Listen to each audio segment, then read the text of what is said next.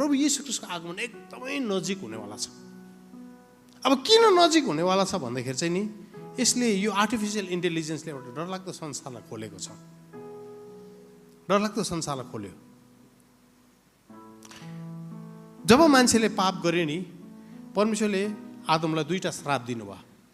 एउटा श्राप चाहिँ बाहिरी श्राप थियो, भूमि चाहिँ तेरो कारणले गर्दा श्रापित भएको छ, अब तैँले सिउडीहरू काँडाहरू मार्छ, त्यो भूमिसँग तैँले लडाइँ गर्दै नै तेरो जीविका चलाउनुपर्छ। हजुर। अनि दोस्रो चाहिँ तेरो शरीरबाट पसिना बगाउनुपर्छ। तैँले केही कुरो गर्नुको लागि पसिना बगाउनुपर्छ, पसिना नबगाइकन हुँदैन। दुईवटा। अनि परमेश्वरले के गरिदिनु भयो, मान्छेको दिमागी क्षमतालाई परमेश्वरले घटाइदिनु भयो। 90% मान्छेको दिमागले काम गर्नु सक्ने क्षमतालाई परमेश्वरले बन्द गरिदिनु भयो। 10% मात्रै काम गर्नको निम्ति राखिदिनु भयो। अहिले साइन्टिस्टले पनि भन्छ कि संसारको सबैभन्दा जिनियस मान्छेको 7 to 8% जीवको उसको ब्रेनको चाहिँ 7 देखि 8% उसको ब्रेन मात्रै काम गर्छ। अब हाम्रो त झन् कति होला। अब हामी त जिनियस पनि हेर्नौँ, नेपाली जाति गुन्द्रुक र किनेमा खाँदै हुर्के के को जिनियस हुन्थ्यो हो। हजुर। हाम्रो 2-3 चल्छ कि हजुर। झन् नेपालीको त झन् आमामा जिन्दगीभरिमा 5 मिनटको लागि मात्रै बुद्धि आउँछ अरे, त्यो पनि राति 12 बजी अरे। हजुर। कुन दिन आउँछ थाहा छैन त्यो पनि हो। अनि अब 7-8% मात्रै ब्रेन चल्छ। अमेरिकामा एउटा डक्टरले सर्जरी गर्नुभएको थियो। सर्जनले सर्जरी गर्दा एकजना मान्छेको ब्रेनमा ट्युमर रहेछ। अनि त्यो ट्युमर ब्रेनमा मासु उम्रेको त्यसलाई अपरेसन गरेर निकाल्यो। निकाल्दाखेरि त्यो मान्छेलाई केही पनि असर परेन। त्यो पेसेन्ट चाहिँ एकदम राम्रो, बोलीचाली पनि राम्रै छ, उसको सोचाइ राम्रै छ, मुख पनि लागिरहेछ, उसको हात खुट्टा चलाउने केही पनि असर परेन। अनि डक्टरले के भन्यो भने उसको त्यो ट्युमर, त्यो मासु उम्रेको चाहिँ उसको बन्द भएको 90% जुन चाहिँ त्यो ब्रेन छ काम नलाग्ने पाटातमा आएको कारणले गर्दा उसको निकाल्दाखेरि कुनै असरै परेन। अब म यो कुरालाई तपाईँको परमेश्वरको वचनसँग जोड्दैछु, सुन्नुहोस्। प्रभुले किन चाहिँ मान्छेलाई ब्रेन कम्ती बनाइदिनु भयो चल्ने, अनि दोस्रो मान्छेको आयुलाई किन घटाइदिनु भयो।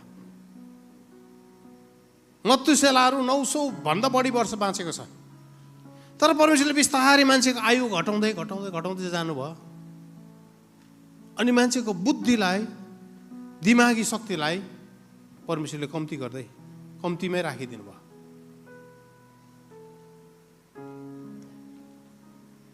किनभने नि मजाको उत्तर छ यहाँ,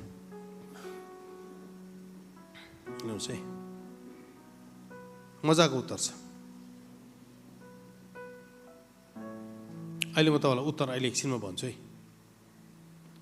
अब यो टेक्नोलोजी यस्तो प्रकारले बढ्यो, आर्टिफिसियल इन्टेलिजेन्स, अब नेपालीमा यसलाई कृत्रिम ज्ञान भन्छ होला सायद, आर्टिफिसियल इन्टेलिजेन्स।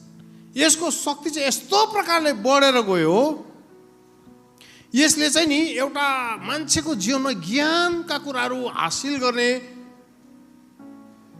त्यो बाँधलाई नै तोडिदियो, त्यो ड्यामलाई नै तोड्यो, बङ्गै भएर नि अब ज्ञान चाहिँ तपाईँ अनि मेरो घर आँगनको अगाडि आइपुग्यो। त्यसपछि परमेश्वरले सबै कुरा सिद्ध बनाइसकेपछि मानिस जातिलाई परमेश्वरले बगैँचामा राखिदिनु भयो। आमेन। बगैँचामा मात्र राख्नु भएन, परमेश्वरले मानिस जातिलाई के भन्नुभयो भने यो चाहिँ तिमीहरूको लागि सिमाना है, मैले तर यहाँदेखि तिमीहरू बाहिर गयो भने चाहिँ तिमीहरू मेरो महिमादेखि बाहिर हुन्छौ, मेरो कृपा, मेरो अनुग्रह, मेरो उपस्थितिदेखि तिमीहरू के हुन्छौ, बाहिर हुन्छौ। वास्तवमा नि परमेश्वरले दण्ड दिनुहुन्न। हेर्नुहोस् है, परमेश्वरले नि दण्ड दिनुहुन्न। दण्ड चाहिँ तपाईँ मेरो जीवनमा कसरी आउँछ भन्दाखेरि नि, मानिलिनुहोस् उदाहरणको निम्ति एउटा छाता त्यो छातालाई तपाईँले यसरी ओढेर उभिनुहुन्छ, त्यो छाता मुनि जबसम्म तपाईँ उभिनुहुन्छ त्यो पानीले तपाईँलाई भिज्दैन। तपाईँ त्यो छाता मुनि उफ्रिँदा पनि भयो, कराउँदा पनि भयो, चिच्याउँदा पनि भयो, हजुर लडीबडी गर्दा पनि भयो। मानिलियो ठुलो छाता अरे, ठुलो छाता छ अरे, जे गर्दा पनि हुन्छ, तपाईँ त्यहाँ नाच्दा पनि हुन्छ, गाउँदा पनि हुन्छ। तर जसै तपाईँ त्यो छातादेखि अलिकति बाहिर जानुहुन्छ नि, पानीको छिटाले भेटाउँछ, पानीको छिटाले भेटाउँछ। वास्तवमा तपाईँले प्रायश्चित भन्ने शब्द पाउनुहुन्छ नि बाइबलमा, एटोनमेन्ट भन्ने शब्द पाउनुहुन्छ नि। एटोनमेन्ट भनेको वास्तवमा कारण त्यही हो, ढाकिनु भनेको, ढाकिनु। परमप्रभु परमेश्वर चाहिँ धर्मी हुनुहुन्छ, उहाँले पापलाई त नि हेर्नै सक्नुहुन्न। बाइबलले भन्छ कि परमप्रभु चाहिँ भस्म गर्ने आगो हुनुहुन्छ। अघि पनि हामीले सुन्दै थियौँ, परमेश्वर चाहिँ भस्म गर्ने आगो हुनुहुन्छ। त्यसले गर्दाखेरि परमेश्वरले जब तपाईँ नि मलाई हेर्नुहुन्छ नि, उहाँले तपाईँ नि मेरो जीवनको त्यो पाप अनि अधार्मिकताको जीवनसहित तपाईँ नि मलाई नि परमेश्वरले हेर्दै गर्दै नि उहाँले चाहिँ नि एकैतालमा भस्म गर्नुपर्छ। किनभने उहाँको त्यो प्रकृति, उहाँको एट्रिब्युट्स, उहाँको क्यारेक्टर, उहाँको चरित्र, उहाँको एउटा के भनौँ, उहाँको प्रगटीकरणले के हो भने नि उहाँको अगाडि पाप अनि अधर्मको कुरो टिक्नै सक्दैन। है, पाप अनि अधर्मको कुरो परमेश्वरको अगाडि टिक्नै सक्दैन, टिक्नै सक्दैन। जस्तो तपाईँले एउटा सोडियम भन्ने एउटा के अरे धातु हुन्छ, त्यो सोडियम भन्ने धातुलाई डरलाग्दो प्रकारले जोगाएर राख्छ। तपाईँलाई थाहा छ, त्यो सोडियम भन्ने धातुलाई एकदम जोगाएर राख्छ। किनकि त्यो जसै त्यो सोडियम नि यो यस्तो हावामा त्यो सोडियम चाहिँ अलिकति अक्सिजन पनि सट्टै भेट्यो भने नि आफै आगो लाग्न थालिहाल्छ, ब्लङ्गै आगो लाग्छ। त्यसले गर्दा ल्याबहरूमा सोडियमलाई चाहिँ एकदम जतनले जोगाएर राख्नुपर्छ। परमेश्वरको उपस्थिति, परमेश्वरको महिमा, परमेश्वरको पवित्रता भनेको पनि त्यस्तै छ। उहाँले नि पापलाई देख्नै सक्नुहुन्न, उहाँले दण्ड दिएको होइन, तर जसै पाप उहाँको अगाडि देखा पर्छ नि पाप जलिहाल्छ, पाप जलिहाल्छ।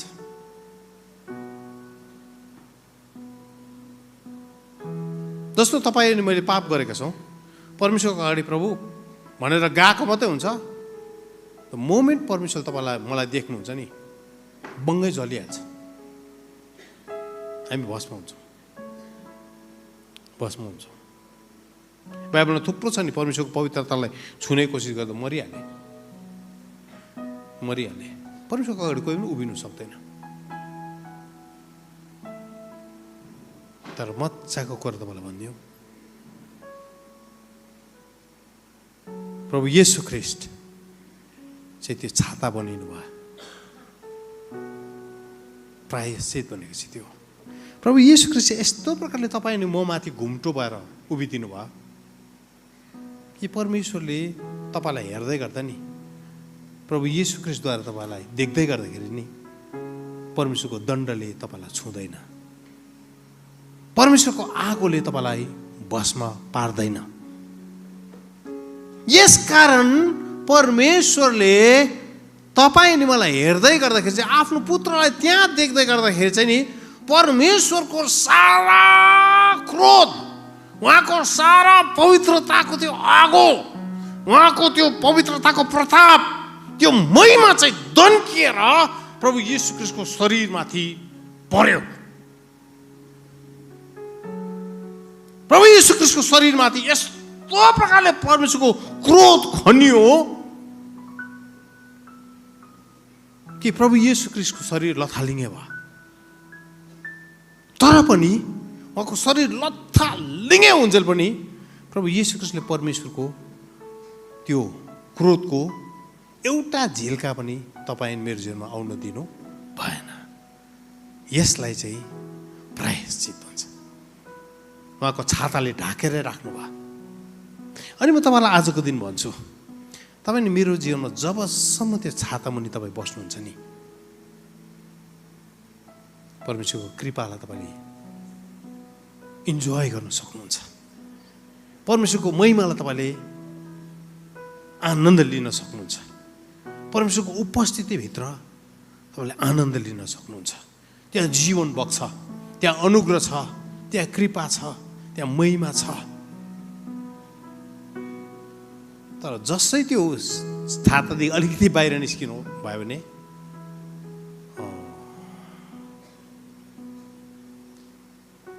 त्यहाँ चाहिँ खत्तम पार्ने कुराहरू छ।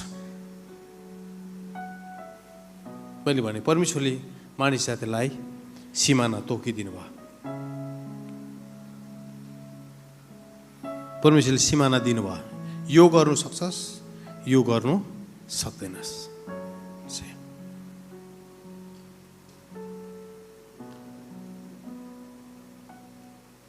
परमेश्वरले राखिदिनु भएको सिमानालाई एक दिन आदम र हव्वाले नाङ्ने निर्णय गरे। गडबडी सुरु भयो, गडबडी सुरु भयो। सत्यमा उभिरहेको भए उनीहरूको जीवनमा गडबडी आउँथेन। तर गलत खबरलाई जब उनीहरूले उनीहरूको जीवनमा ट्यापै समाते नि, तब उनीहरूको जीवनमा गडबडी सुरु भयो। अब यो अन्तिम दिनको मण्डली, तपाईँ अनि म गडबडीबाट बाँच्नु, गलत कुराहरूबाट बाँच्नु हो भने चाहिँ नि तपाईँ अनि मैले सत्य चिनेको हुनुपर्छ। प्रभुले भन्नुभएको छ, तिमीले सत्यलाई चिन्नेछौ अनि सत्यले चाहिँ तिमीलाई स्वतन्त्र पार्छ। मण्डली किन स्वतन्त्र हुनु सक्दैन भन्दाखेरि चाहिँ नि हामीले सत्यलाई चिन्दैनौँ। What is the truth? के हो सत्य? के हो? खास गरी अहिलेको संसारमा, अहिलेको परिस्थिति, तपाईँ म जिउँदै गरेको समाजमा नि हरेक कुरो नै सत्य भएर आउँछ। हरेक कुरो तपाईँले मैले गर्दै गरेको सत्य, सत्य, यो पनि सत्यै हो, यो पनि सत्यै हो, यो पनि सत्यै हो। अनि तपाईँ नि मलाई यति साह्रो अलमल्ल बनाइदिए कुन चाहिँ सत्य हो? खास कुन चाहिँ सत्य हो? अनि यो पनि सत्यै भन्छ, यो पनि सत्यै अरे, यो पनि सत्यै हो। यसकारण म मण्डलीलाई आग्रह गर्छु, परमेश्वरको वचनलाई जबसम्म तपाईँले बुझ्नुहुन्न नि, परमेश्वरको वचनमा जबसम्म तपाईँ उभिनुहुन्न नि, परमेश्वरको वचनको सत्यताले तपाईँ अनि मलाई जबसम्म समातेको छैन नि, तपाईँ अनि म भरमाउने समयभित्र पस्दैछौँ। अस्ति मैले गान्तोकमा मात्र त्यो कुरा मैले गान्तोकमा मात्र गर्दै थिएँ है। हामी कुन युगमा बाँचिराखेका छौँ? विश्वमा 4वटा इन्डस्ट्रियल रेभोल्युसन भयो। है म अलिकति त्यो कुरालाई अहिले छोइदिन्छु है। सुन्दै गरेको वचनदेखि अलिकति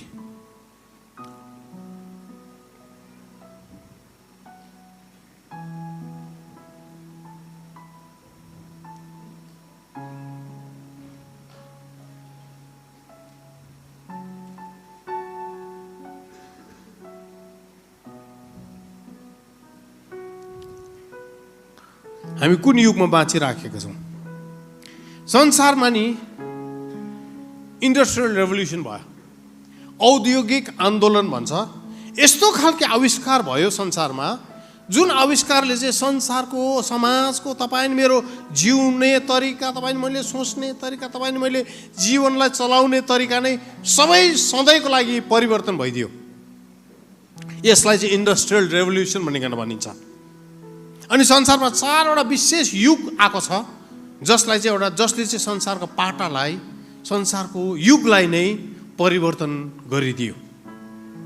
पहिलो इन्डस्ट्रियल रेभोल्युसन चाहिँ 1760 देखि लिएर 1840, 1760 देखि लिएर 1840 मा चाहिँ एउटा युग आयो। अनि त्यो युगमा चाहिँ के भयो भन्दाखेरि चाहिँ त्यति बेलासम्म चाहिँ मान्छेहरूले हातले नै उत्पादनको कामहरू गर्थे, आफ्नै हातले उत्पादनको काम गर्थे, वा त गोरुले के अरे बारी जोत्थ्यो, त्यहाँदेखि के अरे जाँतोले पिस्थ्यो, ढिकीले पिस्थ्यो, ओखली मुस्लीहरू चलाउँथ्यो, मान्छेले के अरे सिलौटोले अचार पिस्थ्यो, सबै कुरो त्यसरी हुन्थ्यो। अनि कसरी गर्नुपर्ने त्यो के अरे कसरी चाहिँ मेसिन चल्छ भन्ने कुरा मान्छेलाई थाहै थिएन। तर 1760 देखि 1840 सम्म एउटा आन्दोलन सुरु भयो। त्यो आन्दोलन चाहिँ के भने मेसिनको उत्पादन हुन थाल्यो, मेसिनहरू बनिनु थाल्यो। अनि त्यसपछि बारीमा पनि मेसिन चलाउनु थाल्यो, त्यहाँदेखि ठुल्ठुलो मिलहरू बनिनु थाल्यो, आटा मैदाको फ्याक्ट्रीहरू बनिनु थाल्यो, त्यहाँदेखि काम गर्ने अरू अरू मेसिनहरू बनिनु थाल्यो, सडक पेल्ने पनि मेसिनहरू बनिनु थाल्यो। मान्छेहरू छक्कै परे त्यहाँदेखि अहो यसले त संसारको जिउने तरिका नै सधैँको लागि परिवर्तन गरिदियो। अब मान्छेले करोडौँ करोडौँ हेक्टर जमिनहरू के गर्नु थाल्यो, उनीहरूले जोत्नु सक्ने भयो, त्यसमा बिउ लगाउनु सक्ने भयो, अनि उत्पादन गर्नु सक्ने भयो। यसले संसारको जिउने तरिकालाई परिवर्तन गरिदियो। दोस्रो इन्डस्ट्रियल रेभोल्युसन, दोस्रो औद्योगिक आन्दोलन 1817 देखि लिएर 1914, 1817 देखि लिएर 1914, झन्डै 100 वर्ष। 100 वर्ष चाहिँ यति बेला फेरि अर्को युग आयो, अनि यो युगले पनि संसारको इतिहासलाई परिवर्तन गरिदियो। एउटा चाहिँ के भयो भने रेलगाडीको जन्म भयो। त्यति बेलासम्म मान्छेहरू त्यो के अरे गोरु गाडीमा अलिअलि सामान मात्रै बोकेर हिँड्थ्यो, मान्छे पनि कम्ती।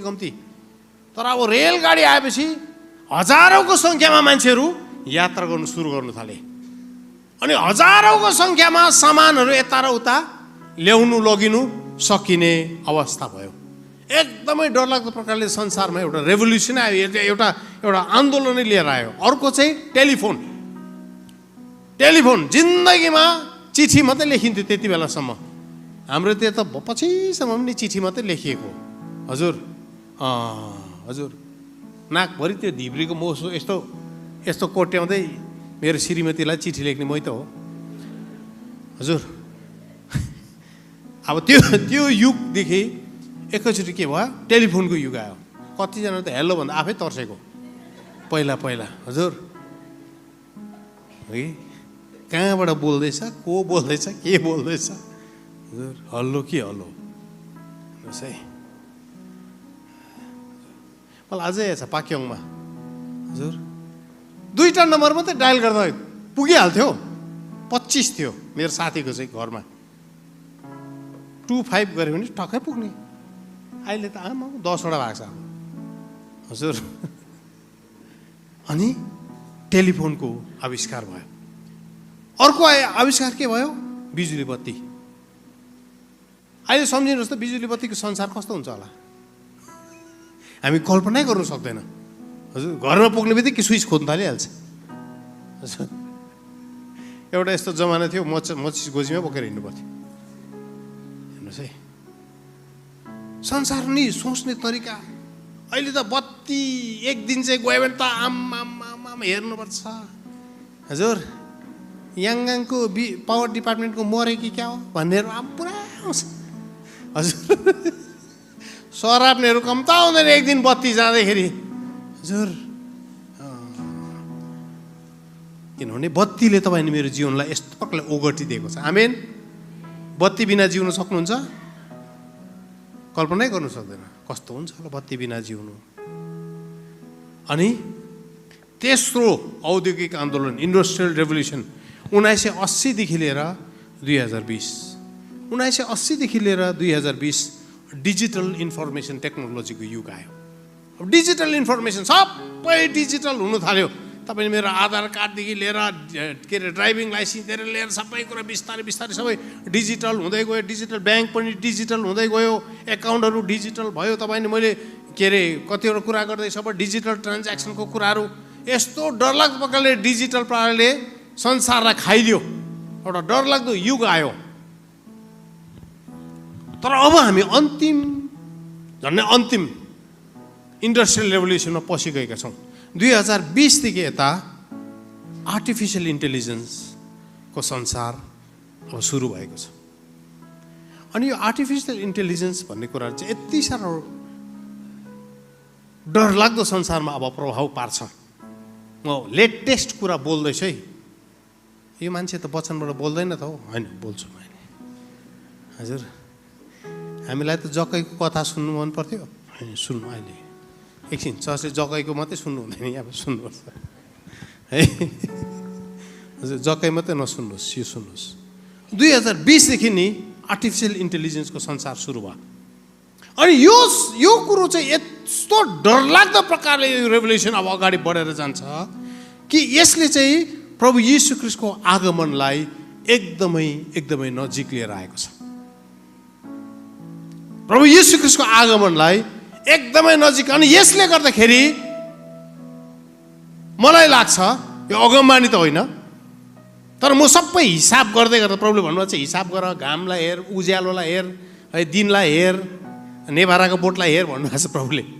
हजुर तिमीहरू दिनको सन्तान हेर न, दिन हेरेर चाल पाउँछ त तिमीहरूले चाल पाउँदैन, यो सिजनहरू ऋतु हेरेर भन्नुभएको छ। त्यसले गर्दा यो ऋतुलाई हेर्दै गर्दा म तपाईँहरूको बिचमा के भन्न चाहन्छु भने प्रभु येशू ख्रीष्टको आगमन एकदमै नजिक हुनेवाला छ। अब किन नजिक हुनेवाला छ भन्दाखेरि चाहिँ नि यसले यो आर्टिफिसियल इन्टेलिजेन्सले एउटा डरलाग्दो संसारलाई खोलेको छ, डरलाग्दो संसारलाई खोल्यो। जब मान्छेले पाप गर्यो नि परमेश्वरले आदमलाई दुईटा श्राप दिनुभयो। एउटा श्राप चाहिँ बाहिरी श्राप थियो, भूमि चाहिँ तेरो कारणले गर्दा श्रापित भएको छ, अब तैँले सिउडीहरू काँडाहरू मार्छ, त्यो भूमिसँग तैँले लडाइँ गर्दा नै तेरो जीविका चलाउनुपर्छ। हजुर अनि दोस्रो चाहिँ तेरो शरीरबाट पसिना बगाउनुपर्छ, तैँले केही कुरो गर्नुको लागि पसिना बगाउनुपर्छ, पसिना नबगाइकन हुँदैन, दुईवटा। अनि परमेश्वरले के गरिदिनु भयो, मान्छेको दिमागी क्षमतालाई परमेश्वरले घटाइदिनु भयो। 90% मान्छेको दिमागले काम गर्नु सक्ने क्षमतालाई परमेश्वरले बन्द गरिदिनु भयो, 10% मात्रै काम गर्नको निम्ति राखिदिनु भयो। अहिले साइन्टिस्टले पनि भन्छ कि संसारको सबैभन्दा जिनियस मान्छेको 7 to 8% जिउको उसको ब्रेनको चाहिँ 7 देखि 8% उसको ब्रेन मात्रै काम गर्छ। अब हाम्रो त झन् कति होला, अब हामी त जिनियस पनि हेर्नौँ, नेपाली जाति गुन्द्रुक र किनेमा खाँदै हुर्के के को जिनियस हुन्थ्यो हो। हजुर हाम्रो 2-3 चल्छ कि हजुर झन् नेपालीको त झन् आमा जिन्दगीभरिमा 5 मिनटको लागि मात्रै बुद्धि आउँछ अरे, त्यो पनि राति 12 बजी अरे। हजुर कुन दिन आउँछ थाहा छैन त्यो पनि हो। अनि अब 7-8% मात्रै ब्रेन चल्छ। अमेरिकामा एउटा डक्टरले सर्जरी गर्नुभएको थियो, सर्जरी गर्दा एकजना मान्छेको ब्रेनमा ट्युमर रहेछ, अनि त्यो ट्युमर ब्रेनमा मासु उम्रेको त्यसलाई अपरेसन गरेर निकाल्दाखेरि त्यो मान्छेलाई केही पनि असर परेन। त्यो पेसेन्ट चाहिँ एकदम राम्रो, बोलीचाली पनि राम्रै छ, उसको सोचाइ राम्रै छ, मुख पनि लागिरहेछ, उसको हात खुट्टा चलाउने केही पनि असर परेन। अनि डक्टरले के भन्यो भने उसको त्यो ट्युमर, त्यो मासु उम्रेको चाहिँ उसको बन्द भएको 90% जुन चाहिँ त्यो ब्रेन छ काम नलाग्ने पार्टमा आएको कारणले गर्दा उसको निकाल्दाखेरि कुनै असरै परेन। अब म यो कुरालाई तपाईँको परमेश्वरको वचनसँग जोड्दैछु, सुन्नुहोस्। प्रभुले किन चाहिँ मान्छेलाई ब्रेन कम्ती बनाइदिनु भयो चल्ने, अनि दोस्रो मान्छेको आयुलाई किन घटाइदिनु भयो। मत्तुसेलाहरू 900 भन्दा बढी वर्ष बाँचेको छ, तर परमेश्वरले बिस्तारै मान्छेको आयु घटाउँदै जानुभयो, अनि मान्छेको बुद्धिलाई, दिमागी शक्तिलाई परमेश्वरले कम्तीमै राखिदिनु भयो।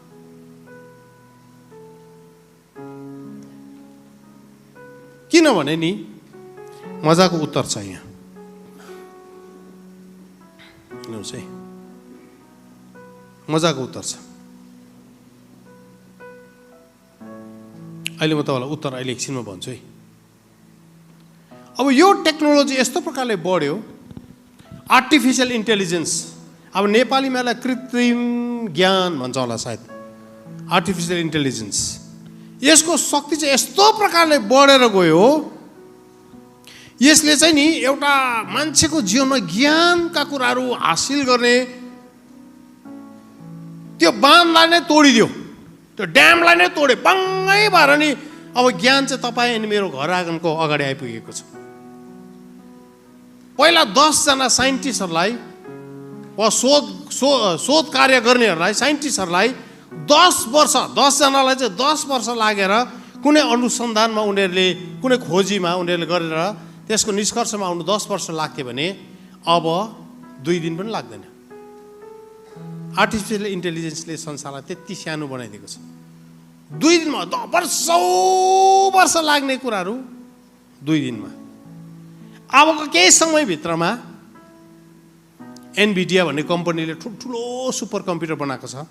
तपाईँलाई थाहा छ कि छैन? हजुर, मान्छेको ब्रेनलाई लगेर उनीहरूले कम्प्युटरसँग जोडेको छ। मान्छेको ब्रेनको सेलले जति इन्फर्मेसन राख्छ नि, साइन्टिस्टले यो कुरा भर्खर पत्ता लगाएको है। हेर्नुहोस् है, बायो कम्प्युटर भन्छ। मान्छेको दिमाग गिदी भन्नुहोस् त, तपाईँहरूको गिदी छ? हजुर, कति छ? टाउकोभरि छ गिदी, हो कि होइन? मान्छेको गिदी चाहिँ यति साह्रो शक्तिशाली छ अरे कि मान्छेको गिदीको एक भागलाई नि, त्यो ब्रेनको सेल्सलाई नि कम्प्युटरमा लगेर काम लगाउनु सक्यो भने नि मान्छेको अब के हो, रायोको दाना, तोरीको दाना जत्रो गिदीले नि हजारौं गिगाबाइट डेटालाई स्टोर गर्नु सक्छ। यति डरलाग्दो मान्छेको ब्रेनको क्यापासिटी छ। तर परमेश्वरले घटाएर राखिदिनु भएको थियो। तर अबको वर्षहरूमा बेसी समय लाग्दैन, किनभने अब ज्ञान बढेर गएको छ। अबको समयहरूमा 1000 वर्ष रिसर्च गरेर लाग्ने कुराहरू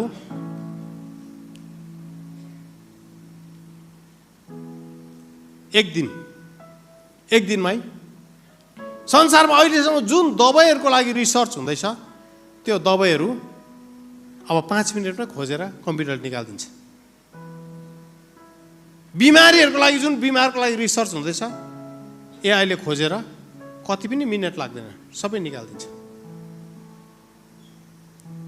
हेर्नुहोस् है, अब यहाँ अहिले सिक्किममा आर्टिफिसियल इन्टेलिजेन्सलाई यस्तो बनाइदिएको छ कि अहिले मैले आर्टिफिसियल इन्टेलिजेन्सले भरिएको भएको कम्प्युटरलाई मैले के अरे 4-5 वटा कम्प्युटरलाई नि यहाँ राखिदिएर 4-5 वटा कम्प्युटरबाट चाहिँ मान्छेलाई छिरेर जा भनेर मान्छेको आँखालाई तपाईँले त्यसले रेकर्ड गर्नु थाल्यो भने नि तपाईँको आँखा मात्र होइन, तपाईँको जात, तपाईँको थरी, कुन जात हो सबै गर्दै यहाँ त सेन्सस गर्नु टाइमै लाग्दैन। सबै जात सात सबै रेकर्डमा राखिदिन्छ। अनि मलाई राईहरूलाई मात्रै मार्नु मन पर्यो भने ड्रोनलाई मैले प्रोग्राम मात्रै गर्नुपर्छ आर्टिफिसियल इन्टेलिजेन्सले। सिक्किममा जसको पनि नामको पछाडि राई लेखेको छ, ड्रोन तैँले सबलाई मार्दै जा भन्यो भने नि ड्रोन पनि आजकल कत्रो आर्टिफिसियल इन्टेलिजेन्सले ड्रोन कत्रो बनाएको छ भने उड्ने हेलिकप्टरहरू मौरी जत्रो बनाएको छ। अन्त हजुर 4-5 लाख मौरी मैले सिक्किममा छोडिदिएँ भने सब राईहरू स्वाहा। हालेलुया, प्रेज द लर्ड।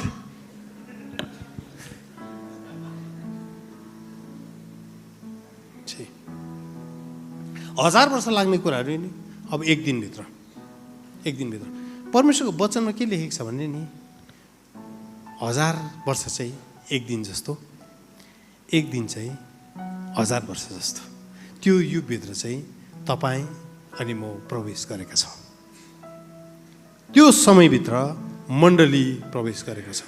एलोन मस्कले एउटा सुपर कम्प्युटर बनाएको छ, XAI कोलोसस भन्ने। त्यो सुपर कम्प्युटरले चाहिँ संसारको सबै मान्छेको इतिहास सुरु भएको दिनदेखि लिएर संसारको जति पनि संसारको इतिहासमा रेकर्डेड जति पनि रेकर्डमा जे छ सबै कुराहरू त्यो XAI कोलोससमा सबै भरिएको छ। अब के मात्रै गर्नुपर्छ भने मैले XAI कम्प्युटरलाई गुरुङ भाषा सिकाउनु मात्रै पर्छ। गुरुङ भाषाको प्रतिलिपि मैले सिकाएँ भने त्यसलाई त्यहाँदेखि ओइ तैँले गुरुङ भाषामा सबै बाइबल लेख भन्यो भने नि 1 घन्टाभित्रमा सबै बाइबल त्यसले गुरुङ भाषामा उल्टा गरिदिन्छ। कति पनि टाइम लाग्दैन। संसार यति साह्रो सानो भइसक्यो।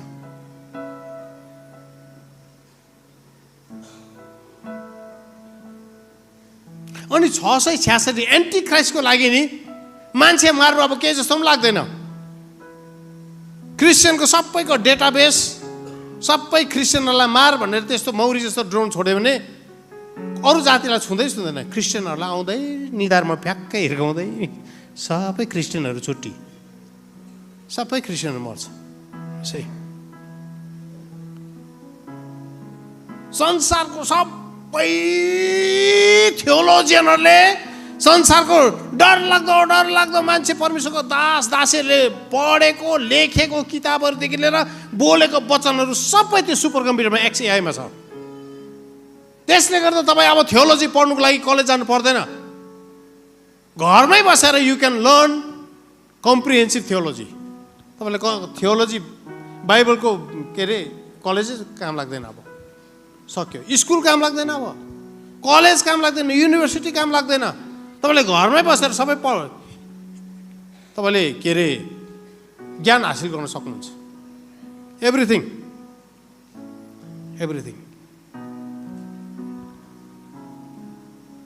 तल एन्जल टिभीमा एकजना यो एआईमै काम गर्ने एकजना आउनुभएको थियो जापानबाट। पहिला जोसब नै आएको, तर अहिले चाहिँ जापानमा एआईमै काम गर्छ। अनि उसले एक दिन उसको कम्प्युटरलाई एआईलाई आज्ञा दिँदै गर्दाखेरि चाहिँ एआईले उल्टा गर्नु थालेछ। उसले कति त्यो नगर यो गर भन्छ, कम्प्युटरले उल्टा गर्यो। त्यहाँदेखि चाहिँ उसलाई रिस उठ्यो। रिस उठेर चाहिँ उसले कम्प्युटरलाई स्टुपिड भनेर लेख्दैछ। ए मूर्ख तँ भनेर लेखिदियो उसको एआईलाई। एआईले नि 15 दिनसम्म न्यू खोजे गरे। बिहान आएर बस्ने बित्तिकै तैँले मलाई किन मूर्ख भनिस्? अनि 15 दिनमा नि कम्प्युटरले उसलाई नै ब्लक गरिदिएको। ऊ आफै कम्प्युटरभित्र पस्नै पाएन, कम्प्युटरले नै ब्लक गरिदियो। म भन्दैछु तपाईँलाई, संसार कहाँ पुगिसक्यो?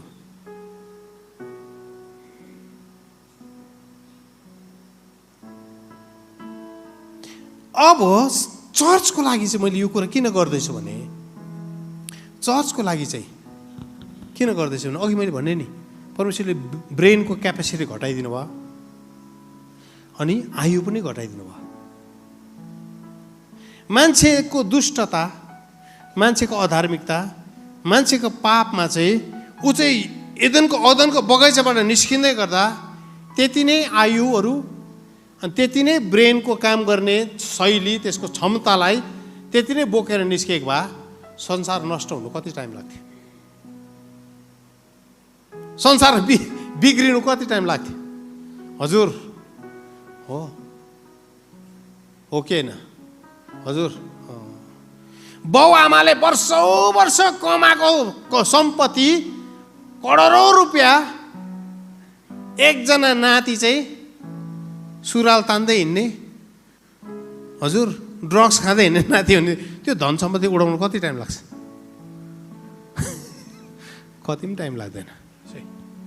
मान्छे भ्रष्ट भयो भने नि परमेश्वरको कुरोलाई बिगार्नु, लथालिङ्गे पार्नु कति पनि टाइम लाग्दैन। तर परमेश्वर अनुग्रही हुनुहुन्छ, परमेश्वर कृपालु हुनुहुन्छ। बाइबलले साह्रो मिठो कुरा गर्छ। दोस्रो पत्रुस 3 अध्यायको 9 पद, दोस्रो पत्रुस 3 अध्यायको 9 पद, आफ्नो प्रतिज्ञाको बारेमा प्रभु ढिलो गर्नुहुन्छ भन्ने कसैको भनाइ भए तापनि, ए प्रभु आउँदैन हौ, अब ढिलो हुन्छ हौ, अब त प्रभु आउँदैन होला, उहिलेदेखि सुनेको हामी त Jesus is coming soon, Jesus is coming सुन। आमामामामा कतिवटा खसी ढलिसक्यो, कतिवटा गोरु ढलिसक्यो, कति उपवास बसिसक्यो, आउँदैन हौ प्रभु। अब यहाँ वचन सुन्नुहोस् है, आफ्नो प्रतिज्ञाको बारेमा प्रभु ढिलो गर्नुहुन्छ भन्ने कसैको भनाइ भए तापनि उहाँ ढिलो गर्नुहुन्न। तर भन्नुहोस् त, कोही पनि नष्ट नहोस्, तर सबैजनाले पश्चाताप गरून् भन्ने इच्छा गरेर प्रभु तिमीहरूप्रति धैर्यवान हुनुहुन्छ। आमेन। प्रभुको इच्छा चाहिँ के रहेछ? कोही पनि नाश नहोस्। परमेश्वरले ब्रेन घटाइदिनु, परमेश्वरले ब्रेनको क्यापेसिटी घटाइदिनु अनि आयु घटाइदिनुको पछि के उद्देश्य रहेछ भन्दाखेरि नि यो गठे नेपालीहरू पनि बाँचोस्। हजुर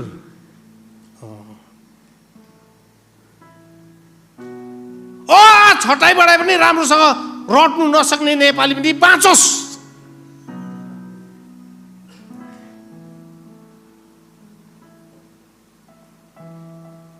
मूर्ख यो नेपालीहरू पनि हजुर बाँचोस्।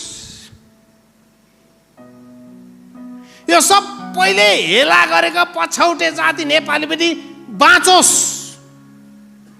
यो नेपाली जाति जो चाहिँ 4वटा कुराभन्दा माथि जाँदै जाँदैन, ABCD, आया बेरा चौकीदार ड्राइभर,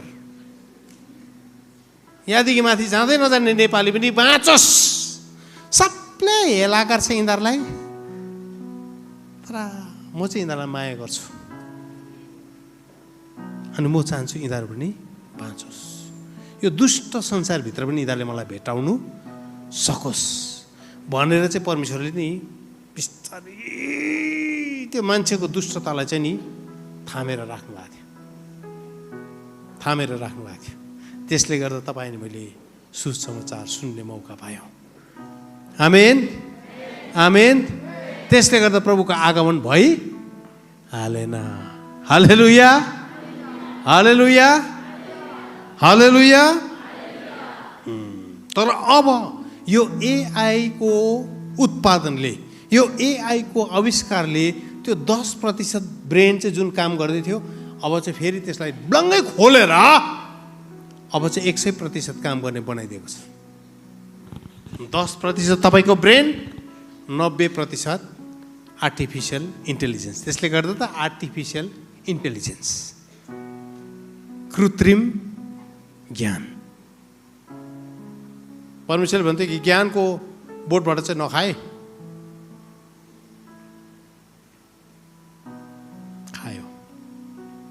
अब दुईटा कुराको मिलान हुँदाखेरि चाहिँ नि संसारमा दुष्टता चाहिँ यस्तो डरलाग्दो प्रकारले बढेर जान्छ। अब संसारमा पाप अनि अधर्म चाहिँ यस्तो डरलाग्दो प्रकारले बढेर जान्छ, भरमाउने कुरा चाहिँ यति डरलाग्दो बढेर जान्छ कि यदि प्रभु येशू ख्रीष्टको आगमन चाहिँ चाँडो भएन भने तपाईँ अनि म कोही पनि जीवित रहन सक्दैन। त्यसले गर्दा प्रभु येशू ख्रीष्ट चाँडोभन्दा चाँडो आउनु आवश्यक छ। बुझ्नु हुँदैछ मेरो कुरा? हजुर, हजुर। अस्टिन टेक्सासमा एउटा चर्च छ, युनाइटेड चर्च अफ क्राइस्ट भन्ने। त्यो चर्चमा अब पास्टर चाहिँदैन। च्याट जीपीटीले, एआईले आइतबारको वचन बोल्छ। 1 घन्टाको वचन मजाको। तपाईँलाई त्यस्तो त्यो वचन सुन्दाखेरि तपाईँलाई मजा आउँछ। क्रिस्चियनहरूलाई कन्ट्रोभर्सी पनि छैन, हजुर, झुटो शिक्षा पनि छैन, चिटिक्कै परेको, तपाईँलाई सुनु लागेको, मजा लाग्ने, सबैको संसारको सबै थियोलोजियनहरूले सबैले एप्रुभ गरेको, सबैको कुरा मेल खाने वचन 1 घन्टाको बोल्छ। पास्टर पनि चाहिँदैन, सबै कुरा बन्द छ। हेर्नुहोस् है, त्यस्तो चाहिन्छ तपाईँलाई? हजुर। अब यो समयमा, यो दिनहरूमा चर्च कसरी बाँच्ने? चर्चले के गर्ने? अब के तपाईँ म त्यही पुरानै कुरा गर्दै हिँड्ने, पुरानै विचारमा बस्ने? आज पास्टर्सहरू हुनुहुन्छ यहाँ, सोच्नु भएको छ तपाईँको चर्च अब कुन दिशातिर जाँदैछ? मैले अमेरिकादेखि यो कुरा बोल्दै बोल्दै बोल्दै बोल्दै आएको छु। अब चर्च हुर्किनुपर्छ, छिट्टो तयार हुनुपर्छ।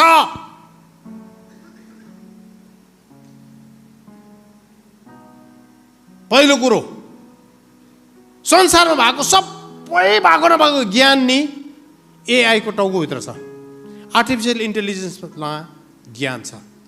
त्यसले लोगोसको कुराहरू गर्नु पर्यो भने कसले पनि जित्दैन, ज्ञान छ। तर आर्टिफिसियल इन्टेलिजेन्समा प्रकाश छैन। प्रकाश चाहिँ पवित्र आत्माले मात्र ल्याउनुहुन्छ। मण्डली चाहिँ प्रकाशमा जिउने मण्डली हुनुपर्छ।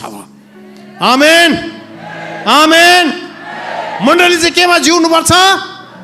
प्रकाश, ताजा मन्ना खाएर जिउने मण्डली हुनुपर्छ। आमेन, हालेलुया, हालेलुया, हालेलुया। मैले एकजना प्रोफेसर भेटेको थिएँ युनिभर्सिटी अफ टेक्सासको। अनि उहाँले एक दिन एआईलाई काम लगाउनु भएको छ। उहाँले 35 वर्ष भएको एआईमा इन्जिनियरिङ गर्दै गरेको। अनि उहाँले एआईलाई एक दिन काम लाउनु भएको छ। के काम लाउनु भएको छ नि, मेरो श्रीमतीलाई तैँले जानेको भाषामा संसारको सबैभन्दा दामी एक पन्नाको प्रेम पत्र लेख्दा मेरो श्रीमतीलाई, मेरो वाइफलाई तैँले प्रेम पत्र लेख, लभ लेटर लेख। अनि एआईले उसको वाइफको हावभाव बसी बसाइ उसको खाने पिउने सबै स्टडी गरेर यस्तो दामी लभ लेटर लेख्यो अरे, यस्तो दामी लभ लेटर लेख्यो। अनि उसले हेर्दाखेरि ऊ पनि छक्क परे, आम्मा कस्तो मिठो लेखेको। अनि उसको श्रीमतीकोमा लगेर ह्याप्पी बर्थडे भनेर लभ लेटर देखाएछ, दियो। अब अनि श्रीमतीले यसो लभ लेटर पढ्यो। निकै बेरमा श्रीमतीले यो तपाईँले लेखेको होइन है भने रे। कसरी चाल पायो? होइन, यस्तो तपाईँ यस्तो लेख्ने मान्छे नै होइन।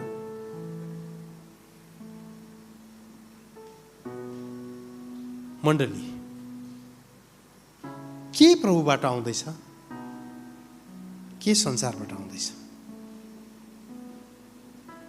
छुट्याउन सक्दै हुनुहुन्छ।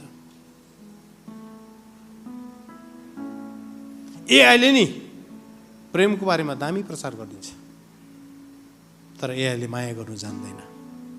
माया चाहिँ यीशुको मण्डलीभित्र भेटाउँछ। यीशुको मण्डलीले एआईलाई त्यस बेला जित्छ जब हामी एकअर्कालाई प्रेम गर्नु सिक्छौँ।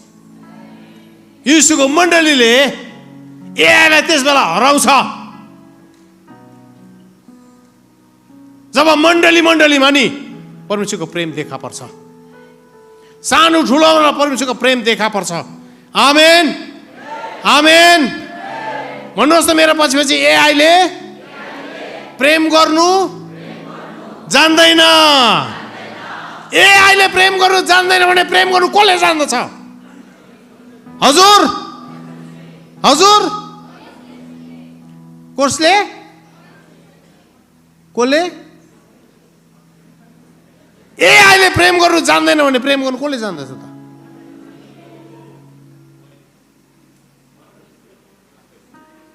मैले भन्नुहोस् न, मण्डलीले भन्नुहोस् न। मण्डलीले चाहिँ प्रेम गर्नु जान्दछ।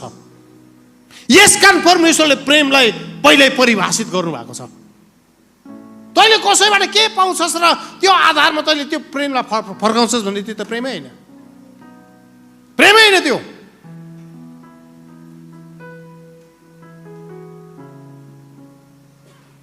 अनि उहाँले लेख्नु भएको छ प्रेममा कुनै शर्त हुँदैन। मण्डली त्यो युगभित्र पस्दैछ। मण्डलीले अब बिना शर्त माया गर्नु जान्नेछ। मण्डलीको दाहिने हातले दिएको नि देब्रे हातले पनि अब चाल पाउँदै छैन। आमेन, आमेन, आमेन। एआईले बाठे कुरा पुरा गर्छ, ठुल्ठुलो कुरा गर्छ एआईले। तर एआई नि यसरी भेला भएर सङ्गति गर्नु जान्दैन। भेला भएर सङ्गति चाहिँ परमेश्वरको छोराछोरीले मात्रै गर्नु सक्छ। हालेलुया, हालेलुया, हालेलुया, आमेन। एआईलाई जित्ने, आर्टिफिसियल इन्टेलिजेन्सलाई जित्ने एउटा ठुलो शक्ति अब के आउँदैछ भने नि मण्डलीमा परमेश्वरले नि उहाँको मण्डलीलाई, उहाँको दुलहीलाई, यङ्गाको चर्चहरूलाई पवित्र आत्माको चिन्ह अनि चमत्कारले नि परमेश्वरले मण्डलीमा लतपत पर्ने गरी परमेश्वरले मण्डलीलाई भिजाउन चाहनुहुन्छ। त्यो साधारण चिन्ह चमत्कार होइन है, साधारण साइन्स एन्ड वन्डर्स होइन। यस्तो खालके साइन्स एन्ड वन्डर्स, यस्तो खालके चिन्ह चमत्कार चाहिँ मण्डलीमा अब देखा पर्छ कि मान्छेले हेर्दै गर्दा नि त्यो चाहिँ आकाशको, निलो आकाशमा परमेश्वरको सिग्नेचरलाई गरिदिएको जस्तो, निलो आकाशमा परमेश्वरको सिग्नेचरलाई गरेको जस्तो। अनि संसारको सबैभन्दा डरलाग्दो बाइबल विरोधी मान्छेहरूले, एआईको पछि लाग्नेहरूले, संसारको ज्ञानी भनाउँदाहरूले, संसारको जिनियसहरूले त्यो कुरा हेर्ने चाहने भन्ने छ। यो चाहिँ परमेश्वर हो, यो चाहिँ परमेश्वर हो। हालेलुया, हालेलुया, दिस इज गॉड। आमेन, आमेन। मण्डलीमा हुँदै गरेको कार्यलाई चाहिँ अब मान्छेले हेरेर भन्छ यो चाहिँ परमेश्वर हो। हालेलुया, हालेलुया। मिस्र देशमा त्यही भयो। पहिला 1-2वटा आश्चर्य कर्म त जादुवालाहरूले पो गर्थ्यो। लौरो फ्याँक्यो, साँप भयो, जादुवालाले पनि फ्याँके, साँप भइगयो। अरे तर लेभल बढ्दैछ, मण्डलीको लेभल बढ्दैछ, मण्डलीको लेभल बढ्दैछ। अब परमेश्वरले मण्डलीलाई एउटा महिमादेखि अर्को महिमामा लिएर जाँदै हुनुहुन्छ। हालेलुया, हालेलुया। नील नदीलाई यसो छुयो, रगत, पानी रगतमा परिणत भयो। जादुवालाहरूले पनि यसो छुयो, पानी रगतमा परिणत भयो। अरे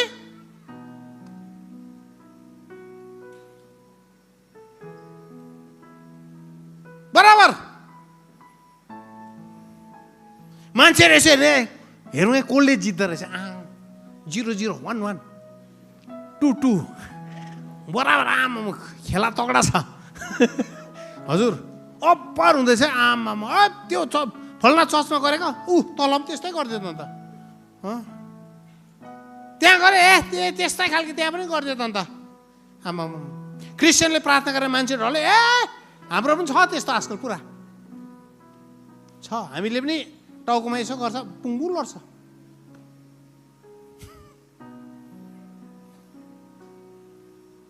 तर परमेश्वरले मोसालाई भन्नुभयो अब तैँले भुसुना बनाउँछस्। जसै मोसाले भुसुना बनाउन थाले नि, त्यहाँदेखि चाहिँ पुजारी, जादु गर्नेहरू, जादुवालाहरू त्यहाँ चाहिँ डराए। त्यहाँदेखि चाहिँ उनीहरूले भने यो चाहिँ परमेश्वर हो, दिस इज गॉड। हालेलुया, हालेलुया, हालेलुया। म यस्तो दिनहरूको कल्पना गर्छु, वर्शिप टिमले यहाँ आएर आराधना गीत गाउँदै गर्दा यो संसारको कन्सर्टमा गाएको जस्तो बराबर त्यसको तुलनात्मक नो। वर्शिप टिमले यहाँ गीत गाउँदै गर्दा नि देख्ने मान्छेले, हेर्ने मान्छेले भन्नुहोस् यो चाहिँ परमेश्वर हो, दिस इज गॉड। चर्चमा पास्टर बाबुले पुलपिटमा प्रचार गर्दै गर्दा गुगलबाट निकालेको नोट्स होइन, गुगलबाट तयार पारेको वचन होइन है। हाउ टु प्रिच गुगलले दिन्छ वचन, तर पास्टर बाबुले वचन बोल्दै गर्दा चर्चको विश्वासीले भन्नुहोस्, तपाईँले बोल्दै गर्दा परमेश्वरको आवाज म सुन्दैछु, this is God, this is God. यो चाहिँ परमेश्वर हो। हाम्रो जातिमा अब यो कुराहरू आउनुपर्छ, जसले चाहिँ नि परमेश्वरका कुरा नि संसारलाई अलग्गै छुट्याइदिन्छ। मण्डलीलाई चाहिँ नि परमेश्वरले हायर टेक्नोलोजीको लागि बोलाउनु भएको। मण्डलीलाई चाहिँ नि परमेश्वरले माथिको टेक्नोलोजी, जब संसारमा त्यस्तो टेक्नोलोजी थिँदै थिएन, परमेश्वरले त्यो टेक्नोलोजी त्यति बेला युज गरिसक्नु भएको छ। बाइबल पढ्नुहोस् न, मलाई त बाइबल पढ्दै यति साह्रो मजा लाग्छ। लाल समुद्रको अगाडि उभिँदै गर्दा, लौरोले यसो गर्दै गर्दा लाल समुद्र 2 फ्याक पार्ने टेक्नोलोजी के होला? चट्टानलाई यसरी हिर्काउँदै गर्दाखेरि त्यो चट्टानबाट 30 लाख मान्छेहरूलाई पिउने पानी निकाल्ने टेक्नोलोजी के होला? म इजिप्टको त्यो बाटोमा जाँदै थिएँ, यात्रा गर्दै थिएँ, मसँग टोली थियो। अनि यात्रा गर्दै गर्दाखेरि एकजना गाइडले के भन्यो भने यो यहाँ यो खोलाबाट चाहिँ त्यो चट्टानबाट पानी निस्केर चाहिँ यो खोला भएर बगेको। अहिले त सुक्यो, अब छैन। तर मैले यसो कल्पना गरेँ, त्यति बेला त्यो खोलामा त्यो पानी बग्दै गर्दा नि हामी धेरैपल्ट कस्तो सम्झिन्छौँ हजुर, चट्टानको पानी आयो होला त्यति बेला भन्दै गर्दा हजुर, हामी धेरैपल्ट त्यस्तो सोचिन्छौँ। ठ्याक्कै हिर्कायो तिर्रै पानी हजुर, तिर्रै पानी आयो होला, अनि त्यो छाडा मछाड गर्दै हजुर पेप्सीको बोतलहरू थाप्नु थाल्यो होला। कोकको बोतलहरू, कोक पेप्सीको बोतल थिएन है त्यति बेला, फेरि त्यस्तो नसोच्नुहोस् हजुर, पानी थाप्नु थाल्यो होला। होइन, त्यो चट्टानलाई हिर्काउने बित्तिकै नि यस्तो डरलाग्दो प्रकारले त्यो चट्टान फुटेर चिरिएर गएको छ। 6 लाख त पुरुषहरू मात्रै थिए। उनीहरूको स्वास्नी कतिजना थियो? एक-एकजनै स्वास्नी राखिदिनुहोस् लु। राम्रो राम्रो पुरुषहरू एक-एकवटा स्वास्नी। कति भयो? 12 लाख। अब एकजनाको 2 जना नानी, कतिजना भयो हजुर? हजुर 24 लाख। मिश्री जाति पनि थियो। कति लाख? 6 लाख। 6 लाख राखिदिनु। कति भयो? 30 लाख। भेडा बाख्रा कति हजुर?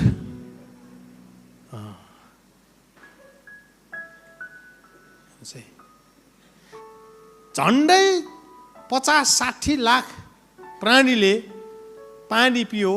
पानी मात्रै पिउनु कहाँ हो? नुहाइधुवाइ गर्नुपर्ने हजुर, बोकेर हिँड्नुपर्ने। हिसाब लाउनुहोस्, कतिजना यहाँ हिसाब लाउने प्रयासले भयङ्कर छिटो हिसाब लाउँछ होला। केटरिङ गर्छ नि त हजुर। 3 मा एकजनाले कति पानी पिउँछ होला हजुर? 3 लिटर पानी राखिदिनुहोस् एकजनाले पिउनु मात्रै। मुखसुख धुनुलाई यसो कसो गरेर 10 लिटर राखिदिनुहोस्। 10 लिटर पानीले 40 लाख 50 लाखलाई कति हजुर? सोच्नै नसक्ने गरिकन परमेश्वरले पानीको नदी बगाइदिनु भयो। के थियो होला त्यो टेक्नोलोजी हजुर? प्रभु येशू ख्रीष्ट 3.5 वर्ष यस संसारमा सेवाकाई गर्दै हिँड्नु भयो। प्रभु येशू ख्रीष्टले 3.5 वर्ष सेवाकाई गर्दै हिँड्दाखेरि मलाई मजा लाग्छ। उहाँ निर्दोष परमेश्वरको थुमा परमेश्वरको पुत्र हुनुहुन्थ्यो। उहाँको शरीरमा पापको एउटा रेगा धरि थिएन। एक थोपा रगत पनि उहाँको पापमै थिएन। निष्खोट निष्कलङ्क थुमा हुनुहुन्थ्यो उहाँ। यदि 30 वर्षको उमेर पुग्दै गर्दा नि उहाँ सिधै क्रुसमा गएर मर्नु भएको भए नि हामी सबैले उद्धार पाउँथ्यौँ। उद्धार पाउँथ्यौँ उहाँलाई विश्वास गरेपछि। तर उहाँले त्यो बिचमा 3.5 वर्षमा अन्धारलाई आँखा दिनुभयो, लङ्गडालाई उहाँले खुट्टा दिनुभयो, मरेकोलाई बिउताउनु भयो, भोकारलाई उहाँले खुवाउनु भयो, भूतात्मा धपाइदिनु भयो, बिमारीहरू निको पार्नु भयो, कोडी जाति पार्नु भयो।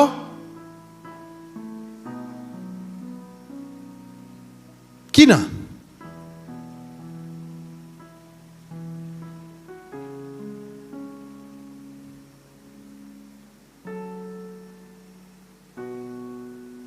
भोलि हामी अलिकति कुरालाई अझै छुनेछौँ। प्रभुले के देखाउँदै हुनुहुन्थ्यो भने नि स्वर्गको टेक्नोलोजी हेर।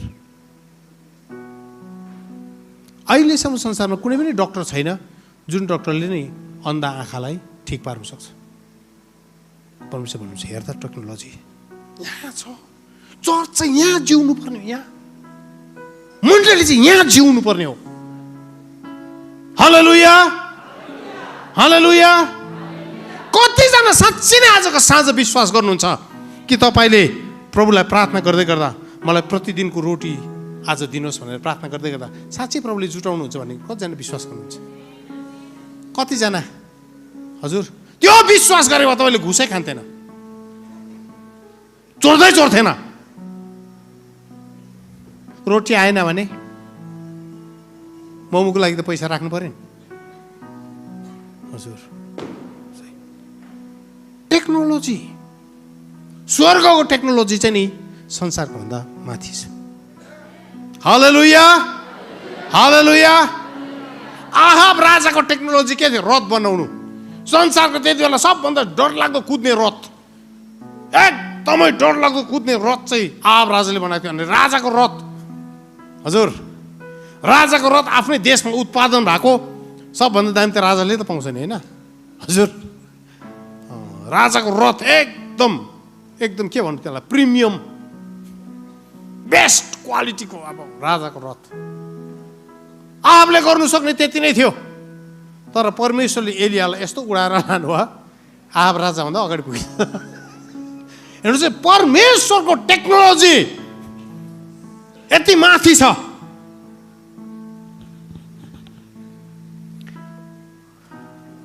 दुबई फ्रेममा घुम्नु गएको थिएँ, अनि दुबई फ्रेममा चाहिँ उनीहरूले त्यति बेला चाहिँ 25 वर्षमा चाहिँ दुबईमा कस्तो कस्तो टेक्नोलोजी आउँदैछ भनेर उनीहरूले एउटा भिडियो प्रेजेन्टेसन गर्छ। अनि त्यो भिडियो प्रेजेन्टेसनमा कस्तो थियो भने, एउटा मान्छे चाहिँ सट एउटा रुमभित्र पस्छ, अनि रुमभित्र पस्दै गर्दाखेरि चाहिँ त्यो मान्छेको चाहिँ हात हुँदैन, नो ह्यान्ड्स, हात काटिएको छैन अब हात। अनि त्यो मान्छे चाहिँ यसरी बस्छ, यसरी बसेको मात्रै हुन्छ, एकछिनमा हात आफै जोडिन्छ। टेक्नोलोजी, संसारको टेक्नोलोजी। अनि दुबईले भन्दै थियो 25 वर्षभित्रमा हामी यो टेक्नोलोजी ल्याउँछौँ दुबईमा। चर्चको टेक्नोलोजी कहाँ छ?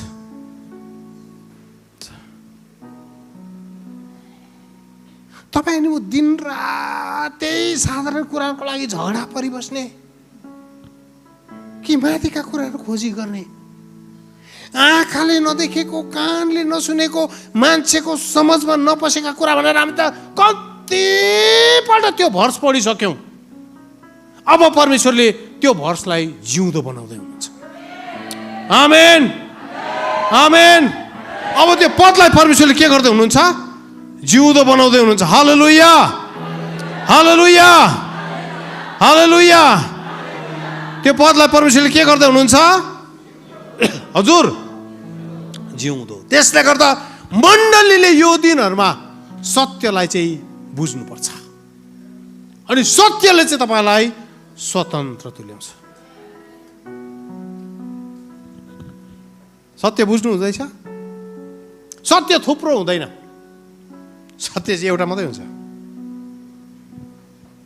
सबै धर्म एउटै होइन, सत्य थुप्रो हुँदैन, सत्य एउटा मात्रै हुन्छ। कि चाहिँ प्रभु येशू ख्रीष्टले भन्नुभएका कुराहरू ठिक हो, सत्य हो, कि चाहिँ संसारको सबभन्दा ढटुवा चाहिँ प्रभु येशू हो? किनभने उहाँले भन्नुभयो सत्य म हो, सत्य म मात्रै हो। हजुर, धेरैपल्ट हामी सर्वधर्महरूमा जान्छौँ, जानुपर्छ, गएको राम्रो, तर त्यहाँ गएर सबै एउटै हो, पुग्ने बाटो एउटै हो नभनिदिनुहोस्, त्यो चाहिँ गलत हो। सही, सत्य एउटा मात्रै छ।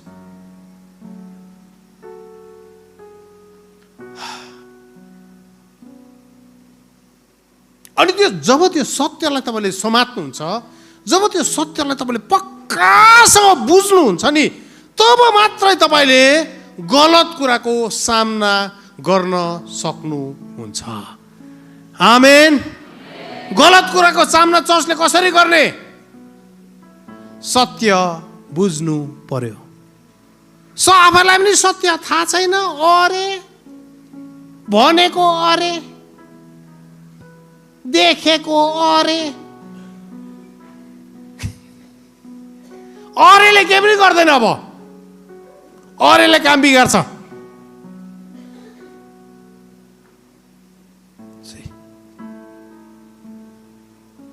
गलत खबर मण्डलीमा, गलत प्रचार, गलत सुसमाचार, गलत कुराहरू यदि मण्डलीले छुट्याउनु हो भने मण्डली आफै चाहिँ सत्यतालाई बुझेको हुनुपर्छ।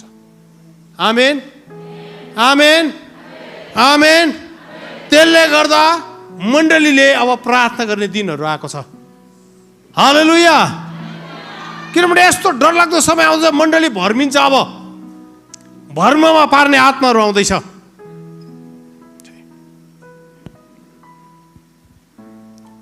अब यो गडबडीलाई कसरी चाहिँ तपाईँ अनि मैले सन्तुलन गर्ने?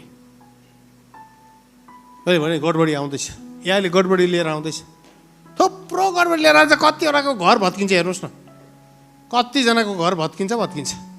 किनभने पास्टर बाउको आवाजलाई यस्तो टिप दिन्छ, पास्टर नि आमाको पनि एउटा यस्तो आवाजलाई टिप दिन्छ, टोन भोइस बनावट सबै एउटै हो, अनि किचनमा झगडा पर्दै गरेको बनाइदिन्छ एआईले। अनि त्यो अडियोलाई विश्वासीहरूकोमा सर्कुलेट, पास्टर बाउ परेको हेर्न, साँच्ची सुन्दाखेरि भाँडा पनि बज्दैछ, ठङ ठङ टुन्टु भन्दैछ। पास्टर बाउ त कहिले नबोल्ने शब्दहरू बोलिरहेको छ, छि छि छि छि छि, पास्टर आमा पनि कस्तो शब्द बोलिरहेछ। अहो हो त, बुढोकै आवाज हो नि यो त, चर्चमा बुढो यसरी बोल्छ नि। खतम। भरमाउने कुराहरूको पछि नजानुहोस्। सत्यलाई नि जरा जरा खोदलेर पनि सत्यलाई तपाईँले बुझ्नुपर्ने हुन्छ। आमेन, आमेन। अनि गडबडीलाई तपाईँको जीवनमा कसरी आउन नदिने, कसरी परमेश्वरको सन्तुलनलाई तपाईँको जीवनमा लिएर आउने, एक दुई कुरा भनेर म अन्त गर्छु। अब जब हावासँग सर्प बोल्दै थियो, आदम ती थियो कि थिएन?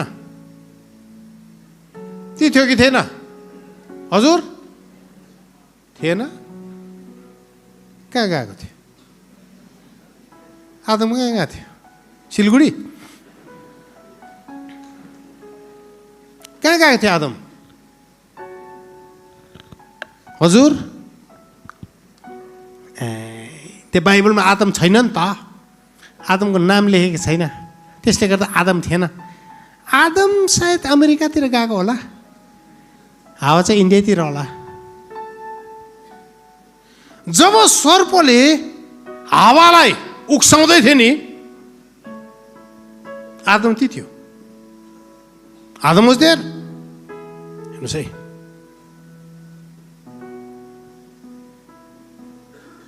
जब शैतानले गलत खबर हावालाई भन्दै थियो नि, गलत सूचना हावालाई भन्दै थियो, आदमलाई थाहा हुँदै पनि आदम चुप्प लागेर बस्यो।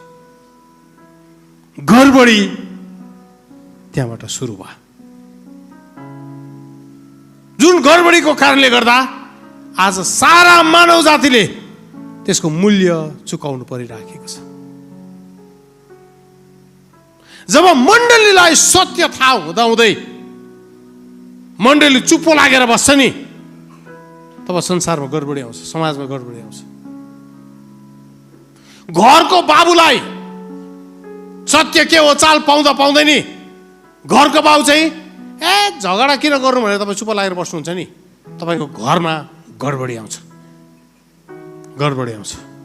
पास्टर बाबुहरू, तपाईँको मण्डलीमा जब तपाईँलाई थाहा छ सत्य के हो, र पनि मण्डलीमा तपाईँ आफै यो मान्छेलाई त भन्नु हुँदैन, मण्डलीमा सबभन्दा बेसी भेटी ल्याउने नै यही हो भनेर तपाईँले आँखा चिम गरेर बस्नुहुन्छ नि, तपाईँको मण्डलीमा गडबडी आउँछ, गडबडी आउँछ। आमाहरू, तपाईँको छोराछोरीको जीवनमा गलत कुरा देख्नुहुन्छ,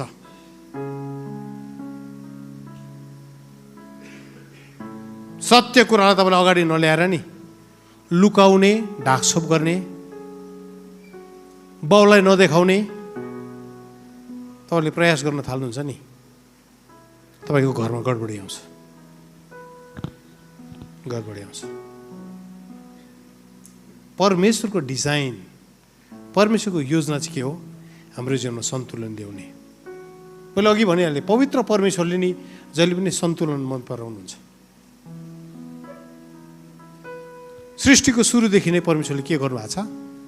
उज्यालो होस् भनेको दिनदेखि परमेश्वरको प्रयास चाहिँ जहिले पनि जीवनमा सन्तुलन ल्याउने हो, सन्तुलन ल्याउने, अर्डर ल्याउने। उज्यालो होस्, भत्केका कुरा, लथालिङ्गे भएका कुरा परमेश्वरले के गर्दै हुनुहुन्छ?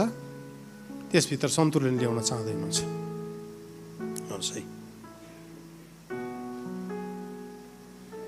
तर उहाँको योजनादेखि बाहिर, उहाँको इच्छादेखि विपरीत, उहाँको वचनदेखि विपरीत जब हामी हाम्रो जीवनलाई बनाउने कोसिस गर्छौँ, जीवनको ब्लुप्रिन्टलाई राख्ने कोसिस गर्छौँ, जीवनको उद्देश्यलाई बुन्ने कोसिस गर्छौँ नि, तब हाम्रो जीवनमा गडबडी आउँछ।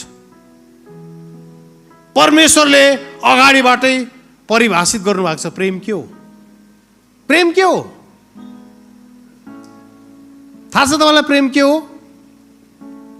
बाइबलले प्रेमको परिभाषा दिइसकेको छ। हजुर, हेलो, बाइबलले प्रेमको परिभाषा दिइसकेको छ कि छैन? छ कि छैन? छ। बाइबलले हामीलाई परिभाषित गरिसकेको छ प्रेम चाहिँ कस्तो हुनुपर्छ। यो परिभाषादेखि तपाईँ अनि मैले, संसारले अर्को परिभाषा लेख्नु कोसिस गर्दैछौँ भने नि तपाईँ अनि म गडबडीभित्र पस्छौँ। अहिले अमेरिकामा संसारमा हुँदै गरेको घटना यो नि, घटना यो आफ्नो हिसाबमा डिफाइन व्हाट लभ इज। प्रेम के हो? अनि संसारले आफ्नै भाषामा बनाउनु खोज्दाखेरि गडबडी हुँदैन। परमेश्वर अगाडिबाटै बाइबलमा परिभाषित गर्नुभएको छ विवाह के हो। विवाह के हो? What is marriage? विवाह के हो पास्टर बाबु? हजुर, हजुर, करार। करार मात्रै हो? कसको बिचमा? हजुर, दुईजना भनेको चाहिँ एउटा केटा भन्नुहोस् त, एउटा केटी, दुईजनाको बिचमा करार, त्यो चाहिँ विवाह हो।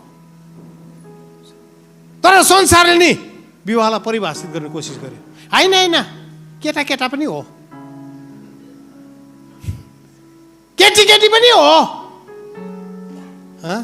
म अमेरिकामा एउटा मिशिगनमा एउटा जाँदै गर्दा चर्चको अगाडि ठुलो लेखेको रहेछ, सबैजनालाई यहाँ स्वागत छ, every one is welcome here in this church because love is love. म सोच्दैन, अरे हो त, एकछिनमा पवित्र आत्माले एक झापट दिनुभयो।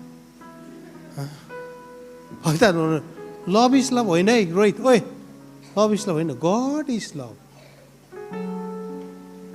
उनीहरूले त अलिकति बाइबलको वचनलाई बङ्गाएर प्रेम प्रेम नै हो अरे। केटाले केटालाई गरे पनि प्रेम त प्रेमै हो। प्रेम त अन्धा है वो देख नै सक्ता भनेको जस्तो नि त्यस्तै। हजुर, बाइबलले अलरेडी डिफाइन गरेको छ। किनभने यस्तो समय आउँदैछ है तपाईँको चर्चमा, अमेरिकामा यस्तो डरलाग्दो घटनाहरू घट्यो है। केटा केटाको बिहा गर्छ भनेर उनीहरूले केक बनाउनु आयो, अनि बिचरा क्रिस्चियनहरूलाई न्यु खोज्नुको लागि आएको। अनि जब क्रिस्चियन बेकरले म बनाउँदिनँ, केटा केटाको नाम हालेर कसरी केक बनाउँछु, मेरो त क्रिस्चियन, म त क्रिस्चियन हो, त्यस्तो हुँदैन बिहा भन्दै उसलाई केस गरेर हजारौँ करोडको केस।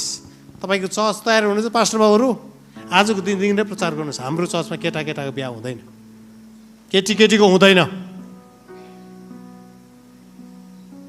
बिहा चाहिँ पुरुष अनि स्त्री बिचमा हुन्छ, किनभने बाइबलले अलरेडी डिफाइन गरिसकेको छ। परमेश्वर कति ज्ञानी हुनुहुँदो रहेछ हेर्नुहोस् त। मलाई अगाडि थाहा थियो संसारमा मान्छेले के चाहिँ गर्नु आँटेको छ, यस कारण उहाँले अगाडि परिभाषित गर्नुभयो। परमेश्वरले अगाडिबाटै परिभाषित गर्नुभएको छ पवित्रता के हो। आमेन। पवित्रताको परिभाषा बाइबलमा छ कि छैन? छ। तर मान्छेले त्यसलाई बङ्गाएर अलिकति आफूलाई मनपर्ने ट्विस्ट गरेर कुनै के गरेर यस्तो पारे पवित्रतालाई बङ्गाएर नि के बनाइदिएको छ। खास त त्यो होइन, मन सफामा भइहाल्छ। बाइबलले त्यसो भनेको छ, मन सफामा भइहाल्छ भनेको छ।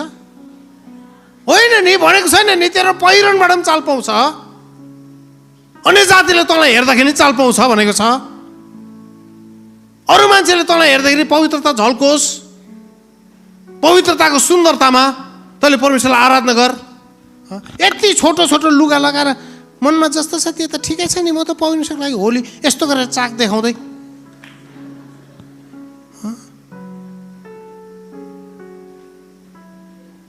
होइन नि, बाइबलले भनिसकेको छ पवित्रता कस्तो हुन्छ। अनि बाइबलले भनेको छ स्वतन्त्रता के हो, त्यो पनि बाइबलले परिभाषित गरेको छ। What is freedom? स्वतन्त्रता भन्दैमा जे मन पर्यो त्यही गर्नु भनेको छ? छैन।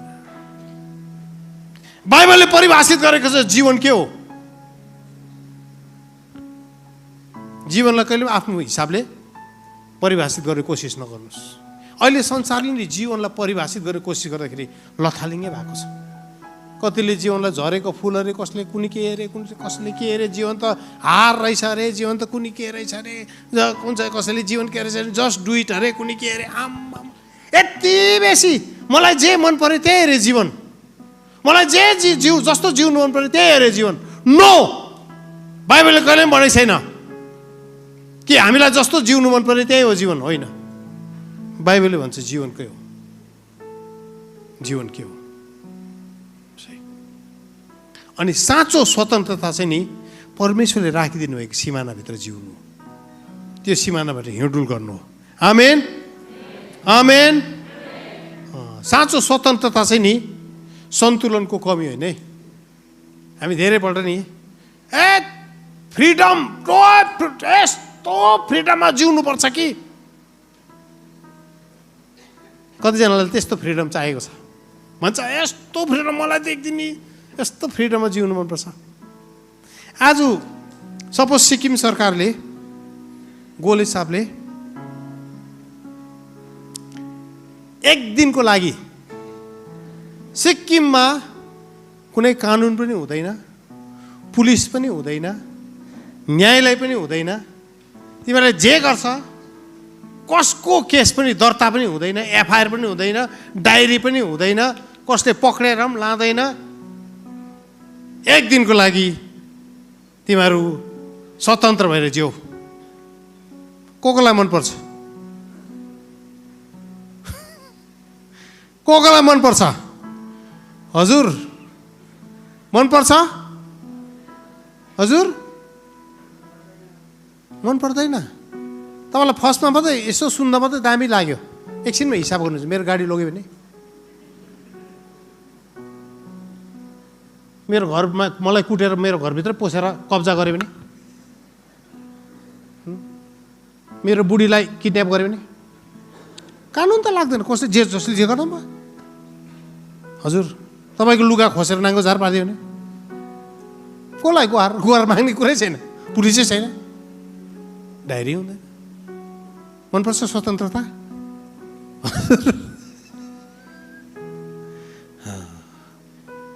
मन पर्दैन नि? हजुर जस्तै गुन्डालाई पनि पुलिस प्रोटेक्सनमा हिँड्नु मनपर्छ नि। हजुर जस्तै भट्टु दादालाई पनि उसको वरिपरि बाउन्सर हुन्छ। हजुर हेर्नुहोस् है, स्वतन्त्रता भनेको चाहिँ नि परमेश्वरले राखिदिनु भएको सिमानाभित्र जिउनु। आमेन, आमेन। अनि त्यो सिमानाभित्र जिउनु चाहिँ नि स्वतन्त्रताको के हो? सबैभन्दा दामी नक्सा हो। आमेन, आमेन। तपाईँको जीवनको त्यो ठाउँहरूलाई हेर्नुहोस्। अब तपाईँको जीवनको त्यो ठाउँहरूलाई हेर्नुहोस् जहाँ चाहिँ गडबडी, जहाँ चाहिँ गडबडी देखा परेको छ। मैले सकौँ भन्दैछु, अलिकति बोल्नै परिराखेको छ। हजुर तपाईँको जीवनको जुन भाग, तपाईँको जीवनको जुन भागभित्र तपाईँको आँखा परेको छैन, तपाईँको कन्ट्रोल नियन्त्रण परेको छैन, जुन भागमा तपाईँको फोकस परेको छैन, तपाईँको जीवनको त्यो भागमा चाहिँ नि गडबडी आउँछै आउँछ। सही, गडबडी आउँछै आउँछ। हाम्रो जीवनको त्यो भागहरूबाट हामी भाग्नु हुँदैन, भाग्नु हुँदैन। हाम्रो नेपाली जाति हामी धेरै भाग्छौँ अनि हामी सोच्छौँ भाग्दै गर्दाखेरि के हुन्छ? गडबडी अन्त हुन्छ, हुँदैन। गडबडी अन्त हुँदैन। आज म तपाईँलाई पवित्र आत्माको उपस्थितिमा यो कुरा भन्नु लागिराखेको छु।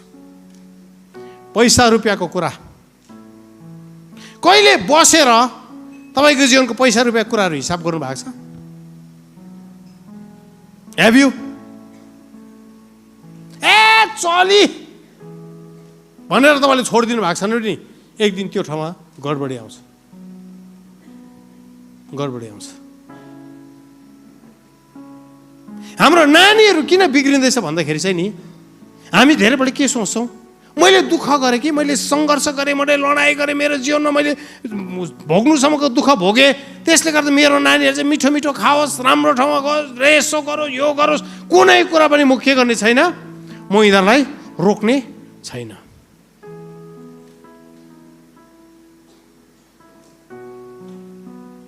हेर्नुहोस् है, अमेरिकामा अहिले थुप्रो हाम्रो जातिको नानीहरूलाई म देख्छु,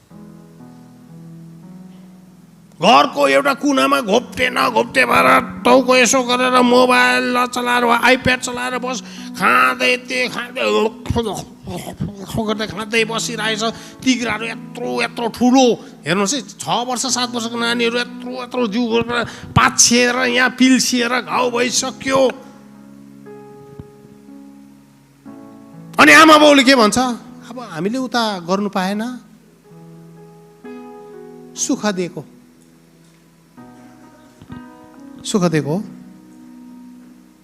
हजुर। बुढाबुढीसँगै बसेर कुनै दिन पैसा रुपियाँको कुरा गर्नु भएको छ कि गर्नु भएको छैन?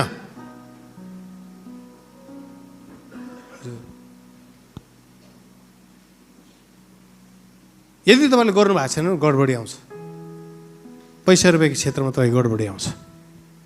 किनभने परमेश्वरले सिमाना तोकिदिनु भएको छ। हाम्रो नेपाली त हामी त पैसा रुपियाँको मामलामा त नि हामी त हिसाबै नगरी जिउने मान्छेहरू हौँ, हो कि होइन? 100 रुपियाँ दिनमा कमाएको हुन्छ कि हुँदैन, 400 रुपियाँको मासु बोकेर जाने मान्छेहरू आइज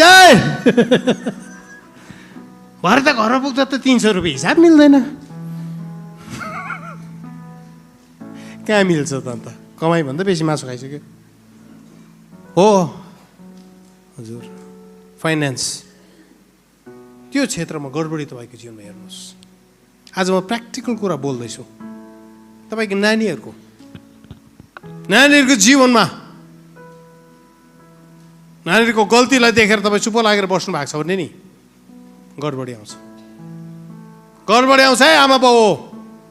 मेरो नानीलाई त बाइबलले भन्छ पड्काउ। छोरीले चाहिँ के गर्छ अरे हजुर? छोरीले के गर्छ? के झार्छ? कुटेर के गर्छ? नानीलाई कुट्नु भनेको छ हजुर। नानीहरूको गल्तीलाई गल्ती भनेर देखाउन सक्नुपर्छ। हाम्रो एउटा समस्या के छ भने नि नानीहरूलाई हाम्रो स्ट्रगल कहिले भन्दैनौँ, हाम्रो पीडा, हाम्रो दुःख, हाम्रो सङ्घर्ष कहिले भन्दैनौँ। नानीले बाउ फोन ल्याइदिनु नि, कतिको? 50,000 को। अनि हामी बाउहरू पनि कस्तो लाग्छ, मलाई त यसले त सुपरम्यान सम्झिन्छ। 50,000 को फोन जहाँबाट भनेर मैले के गर्नुपर्छ, ल्याइदिनु पर्छ, नभए चाहिँ छोराको नजरबाट म झर्छु। हेर्नुहोस् है, अनि कहाँबाट दुःख गरेर ऋण पान गरेर कुन के गरेर छोरालाई 50,000 को। नानीलाई घरको हिसाब देखाउनुहोस्, नानीलाई घरको हिसाब। यति कमाउँछु, यति हुन्छ, यो यहाँ जान्छ, यो यहाँ जान्छ, यो यहाँ जान्छ, यति बस्छ, अनि यतिले म तेरो 50,000 को फोन कहाँ किन्नु सक्छु, देखाउनुहोस्। तपाईँको नानीहरूलाई नि सङ्घर्ष गर्न सिकाउनुहोस्। आमेन। बुझ्दै हुनुहुन्छ हजुर? लोग्ने स्वास्नीको सम्बन्ध कस्तो छ तपाईँहरूको? ठिक छ हजुर? हामी के सोच्छौँ, चुप लाग्यो भने चाहिँ मिल्छ होला, मिल्दैन। तर चुप लागेर सुत्नुहुन्छ नि, त्यो चाहिँ कस्तो भने नि मुनि चाहिँ टाइम बम राखेर निदाएको जस्तै हो। सही, पलको मुनि टाइम बम राखेर चाहिँ कानमा चाहिँ छ्याक्लेक छ्याक्लेक छ्याक्लेक छ्याक्लेक छ्याक्लेक छ्याक्लेक छ्याक्लेक गरेर सुतेको जस्तै हो। बात मार्नुहोस्, छलफल गर्नुहोस्, गल्तीहरू मानिलिनुहोस्। अलग अलग पलङमा नसुत्नुहोस् लोग्ने स्वास्नी। जति नै झगडा परे पनि बेलुका एउटै पलङमा सुत्नुहोस्। है, बुझ्दै हुनुहुन्छ? बिहामा म्यारेजको बारेमा कुरा गर्नुहोस् दुईजना बसेर। हजुर, त्यो भित्रको घाउलाई नि त्यतिकै बोकेर नहिँड्नुहोस्।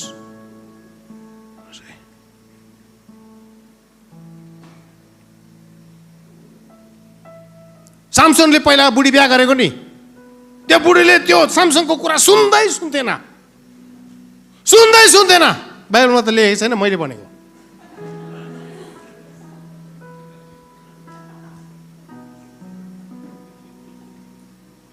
सामसनले कति बुझाउने कोसिस गरे, बुझ्दैन। बिचमा टक्क दलिल आइदियो। बात मान्नुहोस् लोग्ने स्वास्नी। तपाईँहरू त नि एकअर्काको अनुहारमा हेरेर पढ्नु सक्नुपर्ने हो। तपाईँ लोग्नेलाई कस्तो हुँदैछ, स्वास्नीलाई कस्तो हुँदैछ। हजुर, लोग्ने स्वास्नीसँगै बसेर प्रार्थना गर्दै गर्दा नि तपाईँको नानीहरूले प्रार्थना गर्नु सिक्छ। घरको सङ्घर्ष लडाइँलाई बोकेर नि तपाईँ जिउँदै गर्दा अनि सफल हुँदै गर्दा नि, म भन्छु तपाईँ लोग्ने स्वास्नीको युद्धलाई देखेर तपाईँले सङ्घर्ष गरेर नि माथि आएर विजय भएको तपाईँको नानीले देखेको छ भने नि तपाईँको नानीले सुसाइड गर्दै गर्दैन, डिप्रेसनमा जाँदैन। तपाईँको नानीले भन्छ मेरो बाउ आमा पनि सङ्घर्ष गरे, माथि आएर देखाएर म पनि सङ्घर्ष गर्छु। मेरो बाउलाई साह्रो पऱ्यो कि मेरो आमालाई साह्रो पर्दा आमाले यसरी प्रार्थना गर्थ्यो अनि मेरो आमा विजय भयो, म पनि प्रार्थना गर्छु। सही, गडबडीमा तपाईँको परिवारलाई जान नदिनुहोस्। बात मान्नुहोस्। तपाईँको सामाजिक जीवन कस्तो छ? हेलो, लोग्ने स्वास्नीलाई एकअर्काको फेसबुकको पासवर्ड थाहा छ? मोबाइलको थाहा छैन भने आज हतार दिनुहोस् एकअर्कालाई। सही, त्यसले नि तपाईँले मेरो जीवनलाई नि छर्लङ्ग बनाउँछ। कति कमाउँछ लोग्नेले, कति कमाउँछ थाहा छ कि चोरेर ल्याउँदैछ? स्वास्नीले कति कमाउँदैछ लोग्नेलाई थाहा छ? सोसियल लाइफ को कहाँ कसरी जोडिएको छ थाहा छ? आँखा चिम नगरेर नबस्नुहोस्। अनि एक दिन स्वास्नी पहिला जान्छ, त्यहाँदेखि बर्बाद गर्यो, 10 तोला लिएर गयो।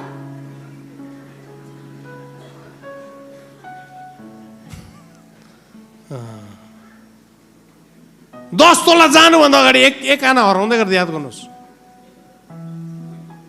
सोसियल लाइफहरू एकअर्काको जुन कुरा तपाईँले छोडिदिनुहुन्छ नि त्यो लथालिङ्गै हुन्छ। लोग्ने स्वास्नी कहिले सँगै जानु भएको छ? हजुर, सँगै तपाईँ यसो कहीँ लु आज घुम्नु जाउँ भनेर जानु भएको छ? आज म तपाईँहरूलाई रोमान्टिक हुनु सिकाउँदैछु।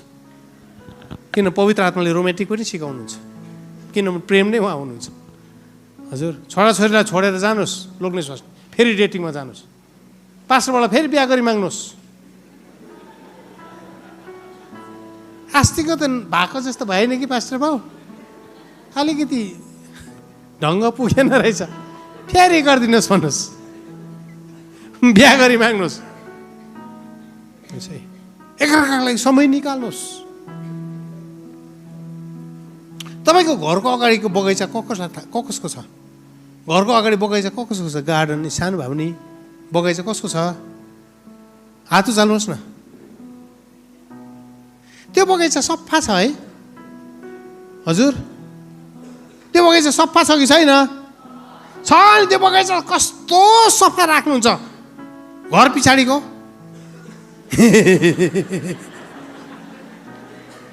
हजुर, भएको नभएको काम नलाग्ने थाङ्नाहरू त्यहाँ झुन्डेको छ घर पछाडि। किनभने त्यो त्यतातिर तपाईँको ध्यान जाँदैन। जीवनमा नि तपाईँको जुन कुरामा ध्यान जान्छ नि त्यो कुरा सुन्दर बनिन थाल्छ। जुन कुरामा तपाईँले दिनरात हेर्नुहुन्छ नि त्यो कुरा सुन्दर बनिन थाल्छ। लोग्नेहरू तपाईँको स्वास्नीलाई हेर्न थाल्नुहोस्। स्वास्नीहरू तपाईँको लोग्नेलाई हेर्न थाल्नुहोस्। पास्टर बाउ मण्डलीलाई हेर्न थाल्नुहोस्। छोराछोरीलाई हेर्न थाल्नुहोस्। जुन कुरा तपाईँले फोकस गर्नुहुन्छ, जुन कुरा तपाईँले बेसी गोडगाड गर्नुहुन्छ, दिनरात हेर्नुहुन्छ नि त्यो कुरा आफै ब्युटिफुल हुँदै आउँछ, सुन्दर हुँदै आउँछ। लोग्ने स्वास्नीको सम्बन्ध सुन्दर बनाउन चाहनुहुन्छ, ध्यान दिनुहोस्। ध्यान यसो हेर्नुहोस्, लोग्नेको अनुहारमा हेर्नुहोस्, स्वास्नीको अनुहारमा हेर्नुहोस्। सायद त्यो गोडगाड नगरेको धेरै भयो होला त्यो बगैँचा। हजुर आजकल त बोलचाल पनि त्यति छैन होला। है यो कन्फरेन्स सक्ने बित्तिकै एकअर्कालाई मनपर्ने खानेकुरा बनाउनुहोस्। लहन किनभने नि जागृति चाहिँ तपाईँको घरबाट सुरु हुनुपर्छ। प्रेम चाहिँ तपाईँको घरबाट सुरु हुनुपर्छ। अहिलेको नानीहरू, म नानीहरूको लागि यति बेसी आजकल म भावनात्मक हुन्छु। अहिलेको नानीहरू नि टुरा जस्तो हुर्किराखेको छ। आमा बाउमा धरि त्यो प्रेम देख्दैन नानीहरूले क्या। तर म विश्वास गर्छु यङमा तपाईँको छोराछोरीले तपाईँको जीवनमा प्रेम देख्नेछ। परिभाषित गरिदिनुहोस् तपाईँको नानीलाई माया के हो, बाइबलले भनेको प्रेम चाहिँ के हो परिभाषित गरिदिनु। तपाईँको नानीलाई संसारले थुप्रो प्रेमको परिभाषा सिकाउँछ। मोबाइलमा बस्यो कि love is this, love is that, प्रेम यो हो, प्रेम यो भनेर थुप्रो परिभाषा देखाउँछ। तपाईँ दुईजनाको जीवनबाट देखाइदिनुहोस् प्रेम यस्तो, प्रेम यस्तो। भन्नुहोस् तेरो पापालाई काट्दा नि मलाई दुख्छ, तेरो पापा रुँदै गर्दाखेरि, तेरो मम्मी रुँदै गर्दाखेरि मेरो आँखामा आँसु आउँछ। सोधेन